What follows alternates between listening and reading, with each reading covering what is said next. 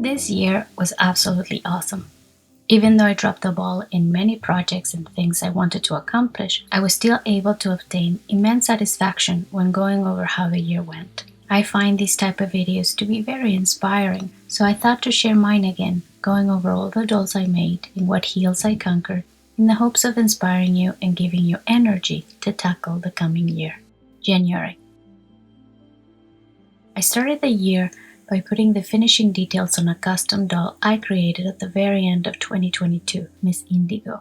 She was inspired by another doll I had made previously, Little Blue. Perhaps you've seen her cheekiness here in the channel. There's a video about her stubborn eyes, so I will link it in the video description. Indigo also had a bit of a stubborn streak, just like Little Blue, though a bit diminished by the vicissitudes of winter. She managed to amass quite the wardrobe before I sent her home, and she got to play outside in the beautiful snow before doing so. I sure hope Indigo is enjoying her new home.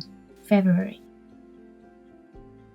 Seeing I was putting the last touches on my 22 custom list, I decided to open a few custom doll spots again for 2023. I got to work with 6 amazing humans this year who supported not only the work of my hands, but the noble tradition of handmade dolls. Eternally grateful to all the doll mothers who requested a custom woolen child from me this year. February saw us by the shores of Playa del Carmen in my birth country, Mexico, where I taught a small sculpting workshop to 3 very devoted students. Having been cooped up in Canada since early 2020, it was such a revelation to travel internationally again.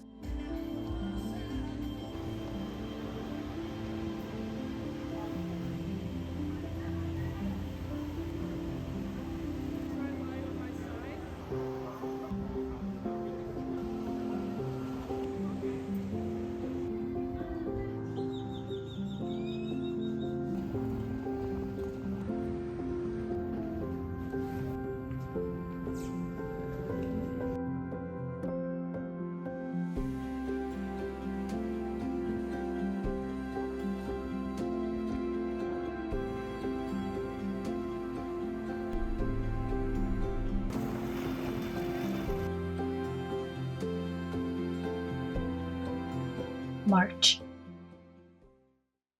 The last doll hanging from 2022 was a very tall figlet by the name of Mary Louise Geneva, who is now sporting a 4th name, Hannah. We here called her Jeannie. Jeannie's mom has been a confidant, student, and patron supporter of many years now. Well before I started teaching, she had sent a small parcel of what I like to call provocations, in the hope that 1 or 2 of said fabrics or laces inspire the creation of Jeannie. I did manage to use some of the beautiful lace flowers that were produced in a factory close to the town where she grew up in Switzerland. I thought it very fitting that Jeannie was connected in such a way to her childhood, seeing as I believe dolls to be some sort of embodiment of our inner child. You can also check out Jeannie's video here in the channel.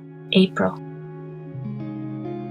Just before leaving Canada again for our European adventures, I finished Miss Emma, another custom doll made for a little girl who seems to really love playing with her dolls. Emma brought to the surface my love for embroidery. I worked in earnest to create my new doll making workshop to be taught during the European World of Doll Retreat in Belgium, putting together a lovely PDF for my students, step-by-step instruction to use during our workshop, plus some handy videos as homework to prepare before the event. I named the doll in the workshop Miss Teacup, and I plan on working more on her creation during 2024.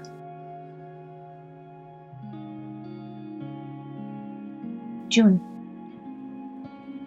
The beginning of the month saw me frolicking around European meadows, an Ardennes convent turned World of Doll retreat, and walking through busy halls, bumping into wool-covered students and very happy teachers. It was a magical experience where I got to finally meet in person many of my patrons and online students, see some of my previous students now teach themselves, enjoy lovely evenings in the summer heat, drinking vino verde, and have a wonderful time around those who, like you, can't stop thinking about dolls.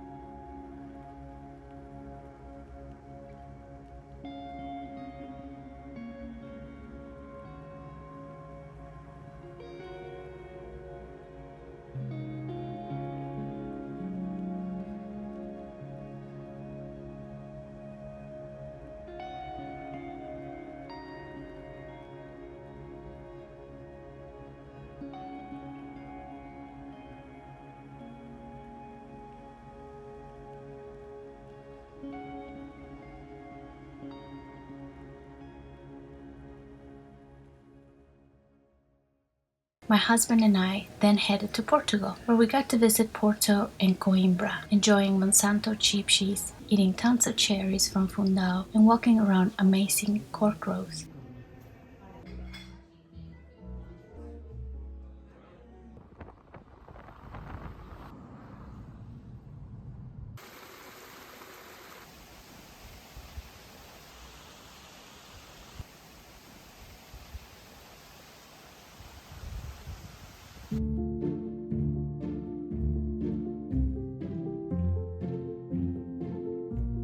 So, we missed the turns, and then Google Maps sent us on a flippin' adventure through a side road next to the highway, and we just talked to some people that told us we're supposed to cross through there. So, riddle me that. Kind of made it. We kind of made it.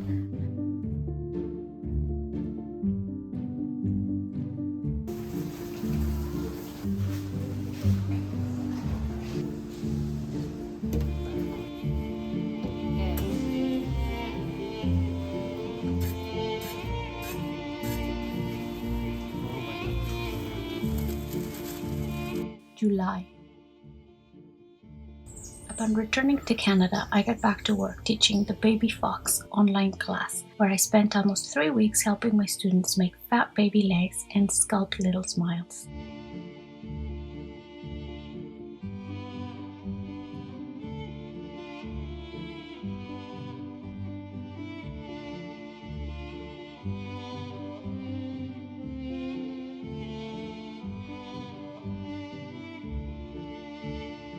Then it was time to finally finish Catalina Cordelia, a doll I had started earlier this year. Miss Kathy also has a beautiful video here, so feel free to pay her a visit. August.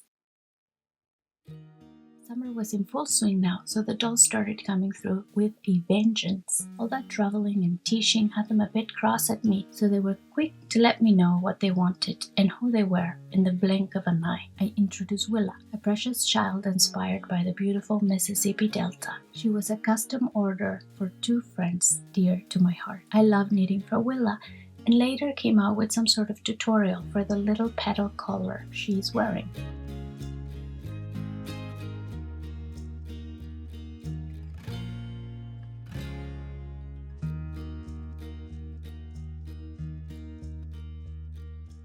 And Story seduced us with her lavender hair and burgundy eyes. I tried again some elegant embroidery on her linen knitted dress and was so happy with how it turned out. And Ezra showed up, turning my world upside down with his beautiful face and clothing requests. Tweed shorts and BFL hair. I was absolutely head over heels for this little fella who luckily went to live with his big sister, getting a cute summer outfit in the process. August was a month of veritable doll-making energy, and I found myself walking barefoot a lot to try and soak up as much of this warm energy that was infusing my dolls with so much light. September.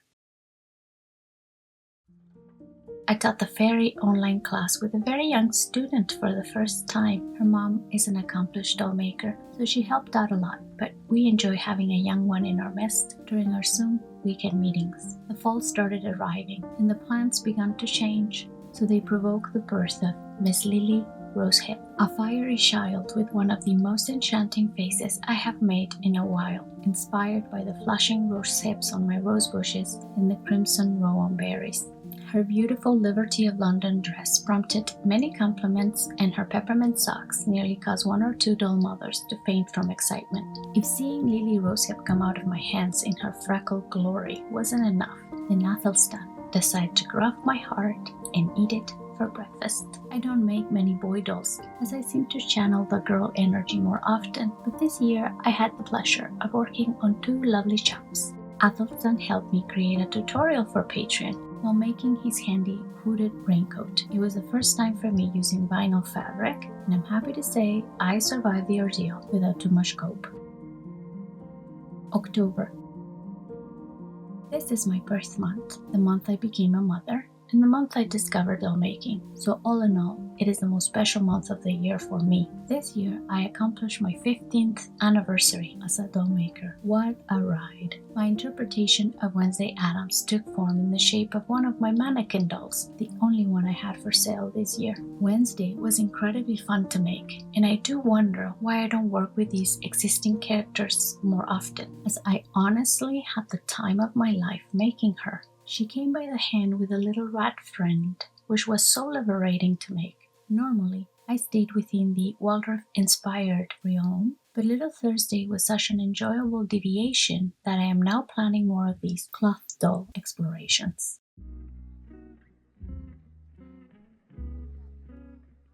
Mary was the custom doll of October. She happened as a serendipity occasion, and it was lovely to get to know her mom so dearly over the months I kept working on her. I discovered a newfound love for knife pleats, who knew, and a deep respect for a clapper. I am never working too far from one now. November. The winter arrived slowly, and Sonnet came by its hand. She came with some interesting requests regarding removable hairbands and fancy laces all over the place, to which I replied, oh yes. I made her hairbands as a tutorial for Patreon too, and we can clip them on and off her head with ease, which suits her personality and style, since she also opted for a hat, and the buns just won't go with that. December. Then it was time to bring Einar and Magnus to the forefront of the sewing machine, making cartridge pleats on cashmere, creating a more historical sewing-inspired aesthetic, sculpting antlers out of paperclip, and fashioning a deer sidekick for endless adventures.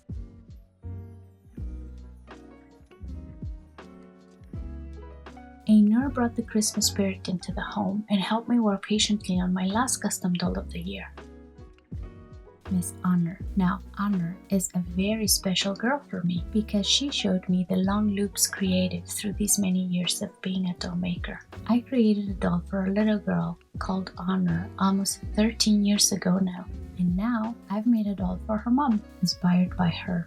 Seeing the children I've made dolls for grow up, graduate high school, go to college, move out of their homes into the world, while I'm still very much in touch with their parents, is a testament to the strong and beautiful ones that have risen through the journey as a doll maker. It is so amazing to me how after all these years they still follow my work, and how we can collectively hug over the internet and share our joys and tribulations. I never imagined I was going to become an artist, a doll maker, yet here I am 15 years later doing exactly the same. Every year I get to expand a little more on this dream, pursue new avenues of making exploration, learn new techniques, get better at managing time, and see this little business grow.